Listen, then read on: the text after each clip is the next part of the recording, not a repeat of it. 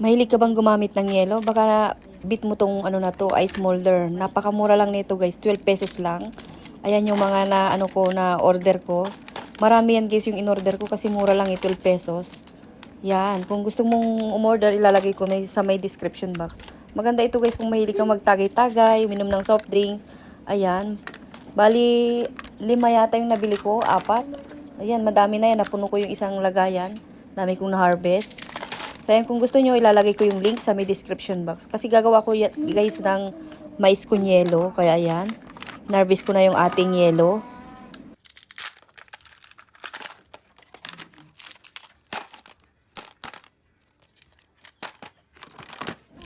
At ito na nga yung na-harvest natin guys. Marami-rami din yan. Isang malaking lagayan din yan. So ngayon ay gagawa ako ng mais con yelo. Ayan, nag-ready ako ng baso at saka yung yelo. Dahil sobrang init, sobra talaga. Kailangan natin gumawa ng paraan para malamigan tayo kahit papano. Ayan, mais lang ang nilagay ko guys. Masarap sana ito kung may cheese din na kinayod, pero hindi na ako naglagay. Tapos maglalagay din ako dyan ng gatas. Iba at saka condense yung ginamit ko. Ayan. So yan lang, meron na tayong masarap na merienda at malalamigan na tayo. So yan lang guys, kung gusto niyo umorder, nasa yellow basket.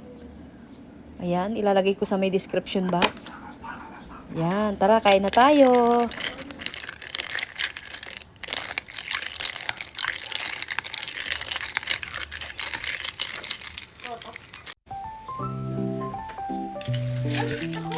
Tayo. Sarap nito guys, oh. Tara, sarap magpalamig. Mais con yelo.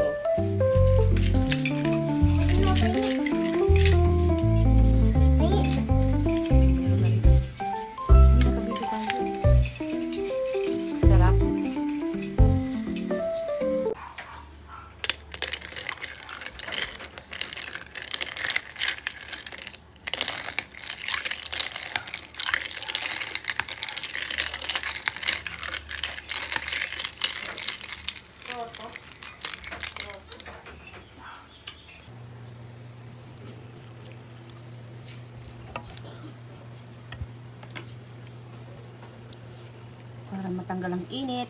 Ayan. Kanya-kanyang paraan.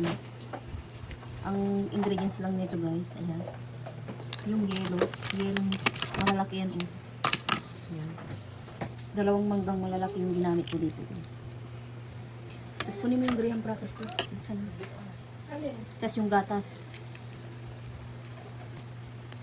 Ayan. Para imbis na bibili kami ng halo-halo, ganito na lang gawin namin. Yes.